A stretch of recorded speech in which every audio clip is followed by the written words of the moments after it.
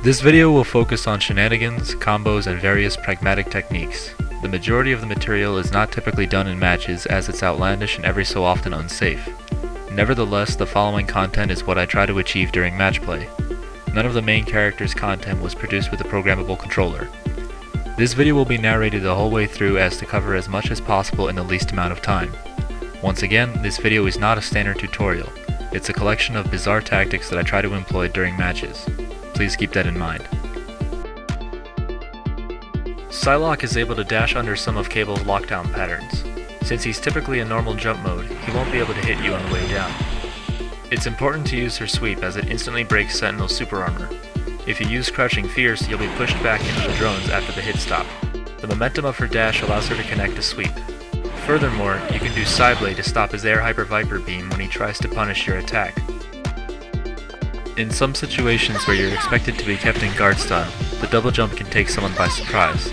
If they block your string, they can't call assist to keep you from pressuring them. Double jump when you feel like an assist is coming. From there, react to the point character's movements. When you see someone coming at you, typically the triple or double jump will go over their attack. From there, the jab will allow you to combo. These are a few basic patterns for pressuring. If and when you are push blocked, Psyblast cover your assists and let you react to what's coming. The Psyblast acts like a regular projectile for the most part. However, it gets nullified by any kind of optic blast. A Psyblast can be used to OTG when you're too far away to connect a launcher. If you're in range, you can trade with Cable's Air Hyper Viper beam by inputting the Psyblade after his super flash, but before the beam comes out. Her Psyblade is safe when it hits late or when she is covered by Storm's Typhoon assist. A Roundhouse Psyblade can be used to bypass the first row of Hyper Sentinel force. Now this situation requires more reaction than premonition. If the person is getting very aggressive, I try to throw out a Roundhouse version of the Psyblade to either trade or beat the opponent's attack. Since it's possible to do attacks immediately after bouncing, buffering the motion for the super a bit after the Psyblade comes out will work. The differences between her instant overhead and the special kick are: the instant overhead is inputted as jump then up roundhouse, whereas the special kick is inputted as light punch then back and roundhouse. The instant overhead is not a knockdown attack and she recovers from it in normal jump mode. The special kick knocks down and has a small amount of recovery. The special kick can be used to hit people out of the air as they're coming in. If the special kick is done meaty, it'll usually trade or beat out the incoming character's attack. Furthermore, it's possible to follow up on normal sized characters by calling Storm Assist before doing the kick. Since the Typhoon is a multi-hit OTG, it's possible to follow up on Sentinel. However, it's important to wait until Sentinel goes into OTG stun before launching. If your launcher hits before the Typhoon ends, Sentinel will not be launched. One of the uses for the special kick is to prevent the opponent from jumping toward you after you've finished a magic series. The special kick works better than a Psyblade at this range. Storm is necessary to follow up. However, the opponent is able to roll out if Storm was called late. It's best to call Storm anytime you use the special kick. Dashing is necessary in order to follow up as you need forward momentum to put you in a position to launch. Psylocke is able to do relaunch combos using Magneto and Storm assists. Once the launcher connects, super jump up back and then immediately double jump forward. This will put you in the right position to follow up. Since Magneto comes out faster than Storm, only a Fierce Punch is needed to get the opponent to fall onto the EM disruptor. Storm requires that you do a light punch Fierce Punch chain.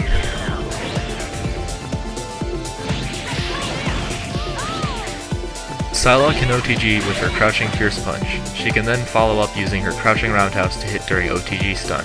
However, it is very important that the Crouching Fierce Punch is inputted directly down plus Fierce Punch. If it's inputted as down forward plus Fierce Punch, she will not be able to chain into her sweep. If there's ever a chance to punish the opponent's assists, launching them is the best choice as it creates space between you and the opponent. The up roundhouse knocks the dummy up forward, so it can be used to elevate the assist while you descend. The combination of her jumps and her attack's hitboxes allow her to keep the assist on screen. The Psyblast will cause severe knockback if Psylocke teleports as it connects.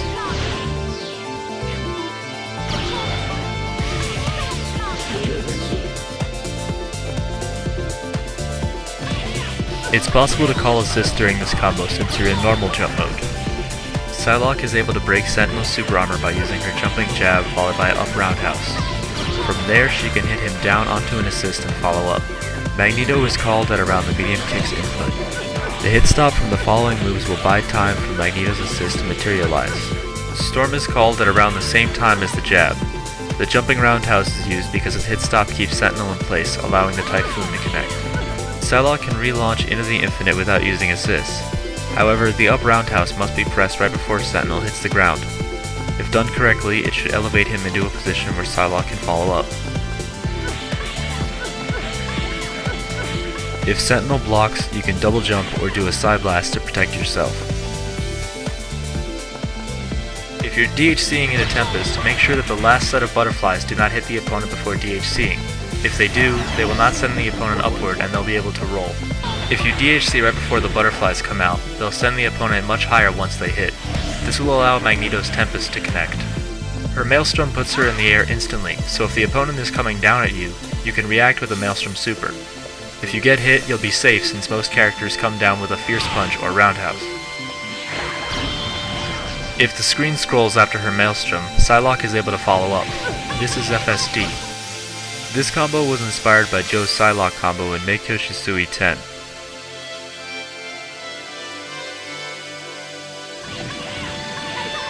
Storm allows Psylocke to descend and follow up. It's important to hold the joystick forward because her jab will not keep Sentinel in stun long enough for the Side Blast to combo if you're far away. Doing the force field after a blocked crouching roundhouse works sometimes. The opponent sees a move with a lot of recovery time and attempts to punish you. The resulting OTG is unrollable. Magneto's flight mode has a few uses. Unfly is used to bring Sentinel down into a position where Magneto can do his infinite. Since Unfly has some normal jump attributes, he will maintain momentum after dashing. This allows him to link after his medium punch. The overhead wave will erase Unfly. The character's position during flight mode is relative to the dummy. As such, unflying is not necessary after the Fierce Punch. The air dash must be done as Sentinel begins to fall from Psylocke's assist. Psylocke will not combo after Magneto's roundhouse. She must be called a bit before the Fierce Punch. The air dash must be done a little bit after the opponent begins to fall. Normal sized characters demand very specific timing on the follow-up. If you use 2 punches to dash, you must wait a bit after crossing the opponent up before dashing. This is because the game doesn't allow you to dash with 2 punches while turning around. Since the air dash is done after Magneto reaches the apex of his super jump, the momentum will last throughout his attacks. This allows him to move under Sentinel while his medium punch is out. Momentum ends when his medium punch recovers. If the opponent is mashing out of the hyper grab, you can wave dash under them and launch. This works for a few reasons. First off, the magic series will be done fairly quickly in order to move Sentinel above you. From there, the roundhouse will hit from behind and cause him to bounce underneath you. The hyper grab will force you to face in Sentinel's direction. The combination of the hyper grab startup and tracking allows it to connect after Sentinel bounces underneath you. The hyper grab is slow enough to act as a cross-up. It must be buffered during the roundhouse so that it will come out immediately after hit stop. The crouching light kick super jump cancel input is done immediately after pressing the button. When Magneto crosses someone up, it's necessary to wait for him to turn around before pressing the crouching light kick, or the window for the super jump cancel will be different.